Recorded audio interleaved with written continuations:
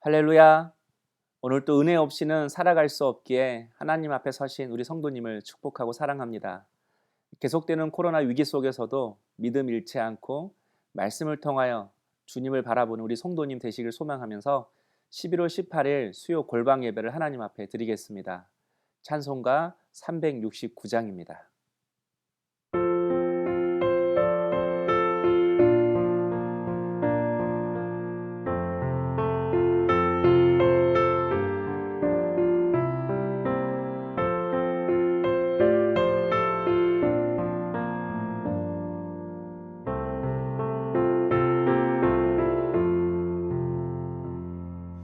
죄짐 맡은 우리 구주 어찌 좋은 친구인지 걱정 근심 무거운 짐 우리 주께 맡기세 주께 고함 없는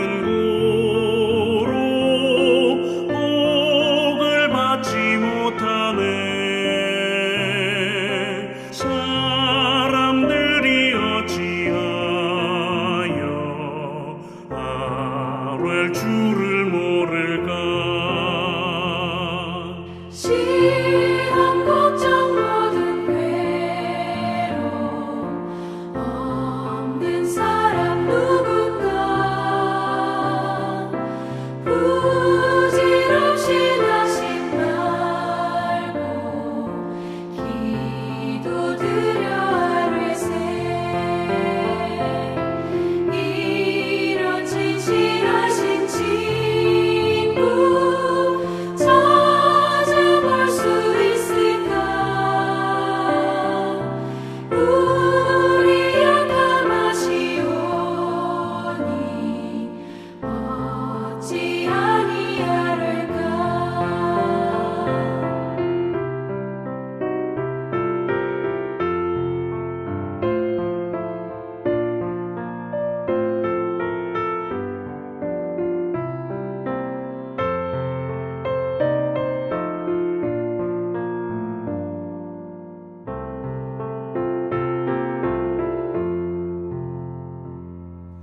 근심 걱정 무거운 짐 아니 진짜 누군가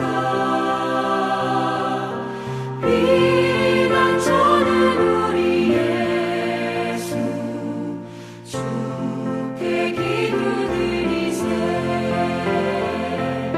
세상 친구 멸시하고 너를 조롱하여도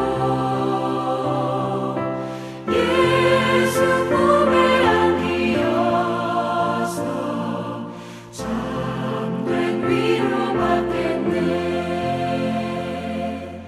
아멘.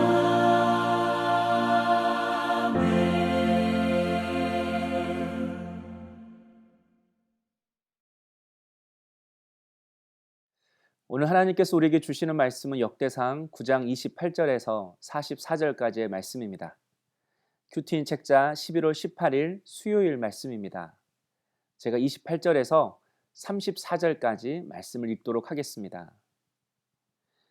그 중에 어떤 자는 섬기는 데 쓰는 기구를 맡아서 그 수요대로 들여가고 수요대로 내오며 또 어떤 자는 성소의 기구와 모든 그릇과 고운 가루와 포도주와 기름과 유황과 향품을 맡았으며 또 제사장의 아들 중에 어떤 자는 향품으로 향기름을 만들었으며 고라 자손 살롬의 맏아들 맏대아대아라는 레이 사람은 전병을 굽는 일을 맡았으며 또 그의 형제 그앗 자손 중에 어떤 자는 진설하는 떡을 맡아 안식을 마다 준비하였더라. 또 찬송하는 자가 있으니 곧 레이 우두머리라. 그들은 골방에 거주하면서 주야로 자기 직분에 전념함으로 다른 일은 하지 아니하였더라. 그들은 다 레이 가문의 우두머리이며 그들의 족보에 우두머리로서 예루살렘에 거주하였더라. 아멘. 역대상 9장은 바벨론 포로 귀환 후에 예루살렘 재건에 큰 공헌을 한 지파와 가문들의 명단을 기록하고 있습니다. 그 중심에는 레인들이 있었습니다. 어제 본문 17절에서 오늘 본문 34절까지가 바벨론을 떠나 예루살렘으로 귀환한 레위 지파의 명단입니다. 그들은 예루살렘 성읍에 살기를 자원하였고 자신에게 주어진 임무를 따라 성실히 사역을 감당했습니다. 어제는 성전 밖인 성전 문지기 역할을 감당했던 레위 자손들의 명단을 열거했다면 오늘은 성전 안에서 일했던 레위인들의 역할을 기록하고 있습니다. 어떤 이들은 성전 기구와 제사에 필요한 그릇과 같은 물품들을 정성껏 관리하였고 어떤 이들은 성전에 쓰이는 기름과 유황과 향품을 맡았습니다.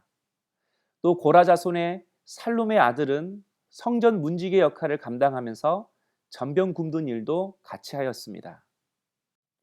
그런데 오늘 첫 번째 묵상 파트에서 우리가 주목할 것은 이렇게 하나님의 성전에서 일했던 레위인들의 이름들입니다. 28절에 그 중에 어떤 자는, 29절에는 또 어떤 자는, 30절에 또 제사장들 중 어떤 자는 이렇게 기록하고 있습니다. 모두 무명으로 기록하고 있습니다.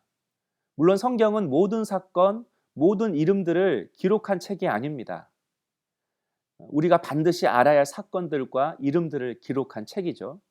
그러나 하나님의 역사는 단지 위대한 사람들뿐만 아니라 오늘 본문에 이렇게 기록된 어떤 자들을 통하여서도 이루어진다라는 것입니다.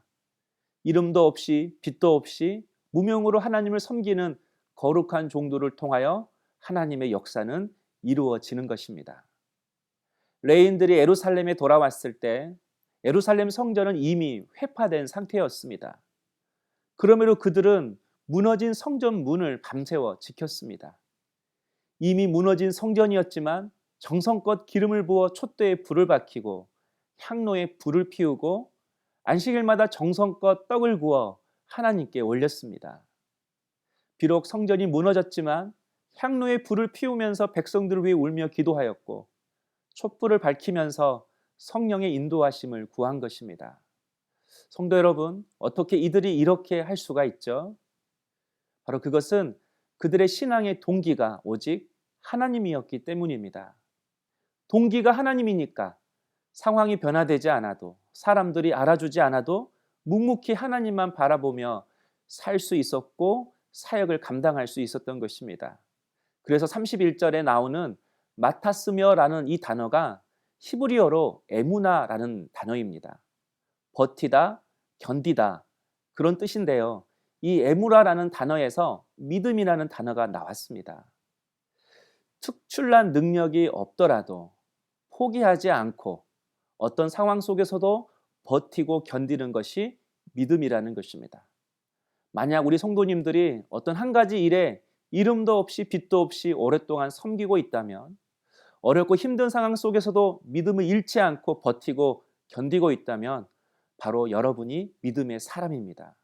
그리고 하나님을 위해 지금도 많이 수고하고 있는 하나님의 종입니다. 사랑하는 성도 여러분, 응답에 초점을 맞추며 신앙생활하면 언제나 흔들리고 무너질 수밖에 없습니다. 기도하면서도 염려하는 것입니다. 그러나 하나님은 언제나 우리와 함께 하심을 믿고 나아갈 때에 흔들리지 않습니다. 오늘 본문에 나오는 어떤 레위인들처럼 어떤 상황에도 주어진 하루하루를 믿음으로 잘 버티고 견뎌내는 우리 성도님 되시기를 주님의 이름으로 축복합니다. 다음은 찬송하는 직분을 맡은 레위인들에 대한 소개입니다. 33절에서 34절의 내용인데요. 33절을 보면 골방에 거주하면서 자기 직분에 전념했다고 합니다. 그리고 다른 일은 하지 않고 찬송하는 일에 집중했다고 합니다. 어떻게 보면 다른 레위인들에 비해서 좀 편하게 보입니다. 편하게 일한다 그런 생각이 듭니다. 그러나 찬양은 그저 노래를 잘한다고 되는 것이 아닙니다.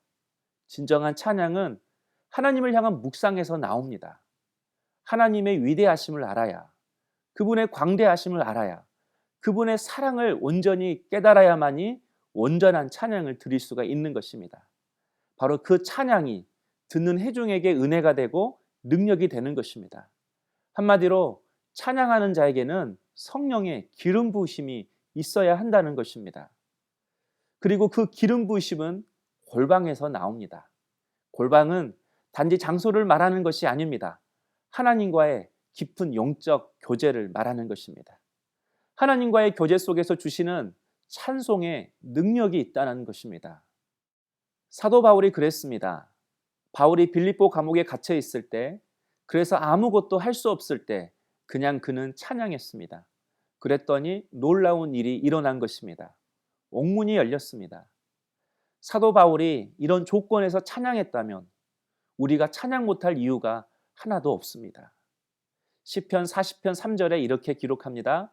주님께서 나의 입에 새 노래를, 우리 하나님께 드릴 찬송을 담아 주셨기에 수많은 사람들이 나를 보고 두려운 마음으로 주님을 의지하네. 하나님께서 우리 입술에 주신 찬양이 있다고 말씀합니다. 하나님이 우리의 심령 속에 담아두신 찬송이 있다고 말씀합니다. 이 찬송을 알아야 합니다. 그리고 이 찬송을 불러야 합니다. 그리고 이 찬송이 하나님의 응답입니다. 이 찬송을 부를 때에 평안이 오고 기쁨이 오고 내 마음이 열리고 하나님의 능력이 임하는 것입니다. 그러므로 지금 내가 절대 절망 중에 있다 해도 내 안에 찬송이 있다라는 것은 여전히 생명의 믿음이 역사하고 있다는 증거이고 하나님이 함께 하시는 증거입니다. 내 입에서 찬송이 아직 흘러나온다면 아직 끝은 아닙니다. 그러므로 절망적인 상황만 바라보면 안 됩니다. 오히려 그 상황 속에서 기도와 찬송을 통하여 자꾸 우리의 시선을 하나님께로 돌려드려야 합니다.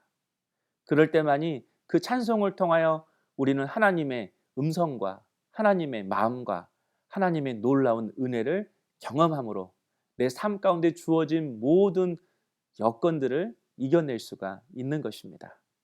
적용해 보실까요? 나의 신앙의 동기가 하나님이십니까? 지금 여러분의 마음속에 주시고 입술에 두신 하나님의 찬송이 있으십니까? 기도하겠습니다.